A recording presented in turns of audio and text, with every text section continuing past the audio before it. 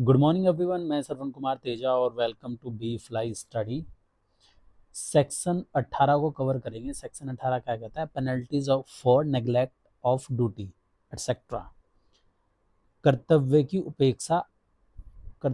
की उपेक्षा आदि के लिए दंड। अच्छा, इसमें क्या हमने सेक्शन 8 भी पढ़ा था।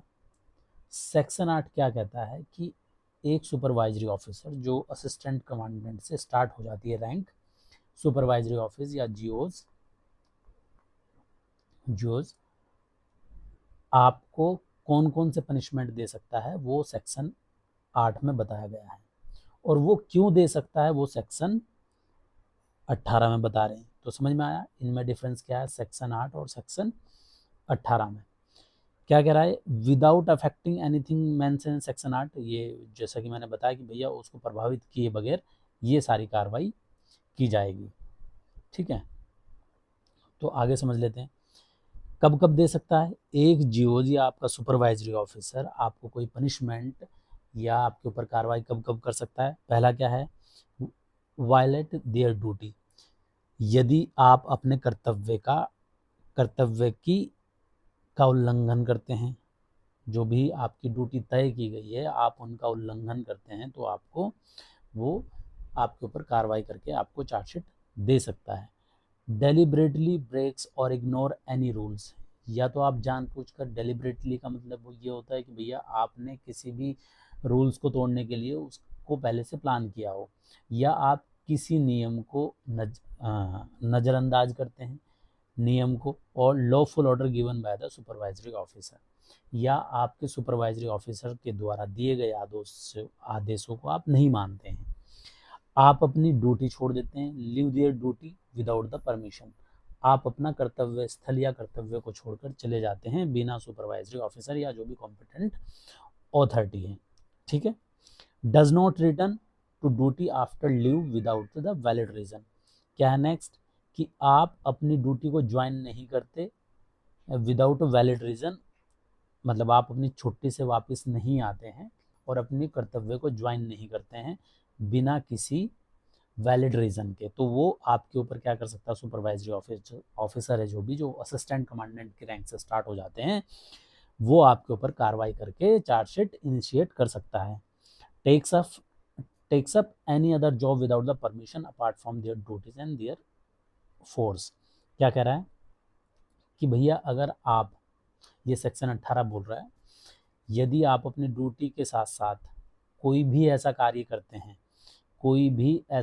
करते हैं, जिसमें आपको फाइनेंशियली बेनिफिट हो, वो आप ऐसा कोई भी काम नहीं कर सकते। अगर करते हैं तो उसके अगेंस्ट में आपके अगेंस्ट में कार्रवाई हो सकती है। यहाँ तक समझ में आया? Very good. यदि आप कायरता दिखाते हैं तो भी आपके अगेंस्ट में कार्रवाई की जा सकती है। कायरता क्या? आपको कोई सुपरवाइजरी ऑफिसर के द्वारा कोई लड़ाई झगड़े का कोई आदेश दिया गया, वहाँ पे आप डर के भाग आते हैं, आप वहाँ पे लड़ते ही नहीं है, तो ये आपकी एक तरीके कायरता हो गई। अगर आप इस तरीके की दिखाते हैं एक्टिविटी, तो आपके अगेंस्ट में कार्रवाई हो सकती है, और इसके कारण आपको कस्टडी में लिया जा सकता है by the force, and if found the guilty can be punished with the imprisonment. अगर आपको दोषी पाया जाता है तो आपको क्या हो सकती है? 1 साल की जेल हो सकती है। समझ में आया? आपको कस्टडी में लिया जा सकता है इन सब हरकतों की वजह से, और अगर आप दोषी पाए जाते हैं तो आपको 1 साल तक की जेल भी हो सकती है। अब ये क्या कह रहा है? ये सब सेक्शन 2 में कह रहा है कि भले ही कोड ऑफ क्रिमिनल प्रोसीजर 1973 में कुछ भी दिया हो उसका प्रोसीजर, ठीक है, लेकिन अगर आप कोई कॉग्निजेबल ऑफेंस करते हैं, पुलिस आपको अरेस्ट कर सकती है विदाउट वारंट। सेक्शन 2A क्या कहता है? वो भी ये भी वही कह रहा है कि even if the code of criminal procedure 1973 says otherwise, the central government can give the power of magistrate of the commandant to investigate or try an offense, fix an offense। मतलब ये कह रहा है कि भैया भले ही उसमें कोई दूसरा प्रोसीजर लिखा हो, किसमें, कोड ऑफ क्रिमिनल प्रोसीजर 1973 में भले ही कुछ भी लिखा हो, सेंट्रल गवर्नमेंट एक कमांडेंट को मजिस्ट्रेट की पावर देता है और वो आपके अगेंस्ट में वो सारी कार्रवाई कर सकता है जो आपके अगेंस्ट में सिविल कोर्ट कर सकता है। ठीक है, क्या क्या कर सकता है, committed by the force member and punishable under this act, यदि कोई फोर्स मेंबर कोई पनिशेबल एक्टिविटी करता है या कोई ऐसा अपराध करता है तो वो उसके अगेंस्ट में कार्रवाई कर सकता है, उसको सुन सकता है। नेक्स्ट क्या है, committed by the force member against other force member और देयर प्रॉपर्टी, बल के सदस्य द्वारा दूसरे सदस्यों या उसकी संपत्ति के खिलाफ किया गया कोई भी अपराध, वो कौन सुन सकता है, आपका कमांडेंट सुन सकता है। सेंट्रल गवर्नमेंट इसको ये एक मजिस्ट्रेट की पावर देती है कि भैया आप ये जो भी नीचे क्राइम दिए गए हैं उनकी सुनवाई कर सकता है, कौन, कमांडेंट। ठीक है, नेक्स्ट क्या है, but in the flowing situation, जो भी नीचे दी गई है, the case can be handled by the normal criminal court, मतलब नॉर्मल क्रिमिनल कोर्ट का यहाँ पे मतलब है civil court.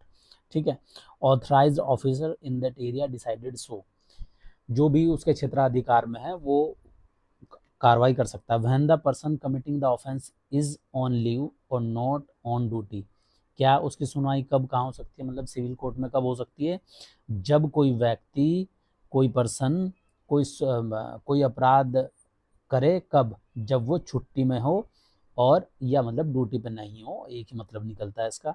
When the offence has nothing to do with their duties as a force member, जब कोई ऐसा अपराध जो उसकी ड्यूटी से संबंधित ना हो, ना वहां पे किया गया हो। ठीक है, when the offence has nothing to do with their duties as a force member, when the offence is minor even if the related to duty, वो तब भी सुन सकता है सिविल कोर्ट में जब वो ड्यूटी से संबंधित हो लेकिन कॉग्निजेबल ना हो, नॉर्मल हो।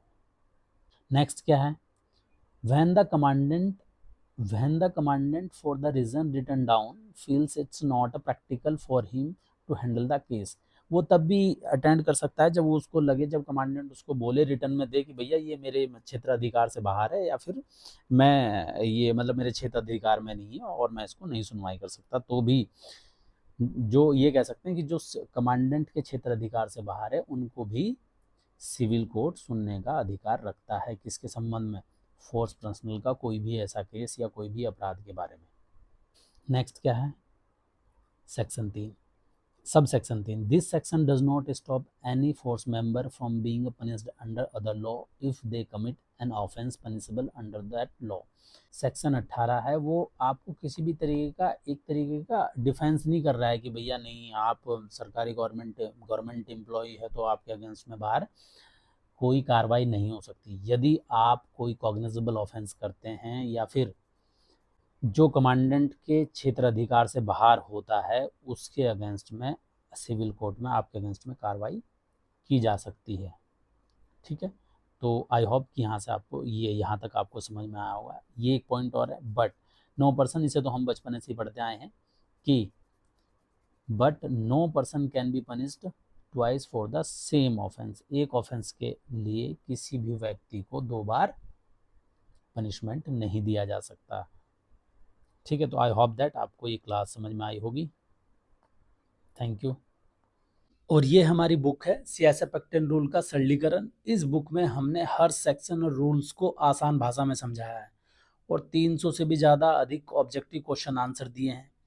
आप इसे दिए गए नंबर पर कॉल करके या हमारी वेबसाइट bflystudy.in पर विजिट करके ऑर्डर कर सकते हैं।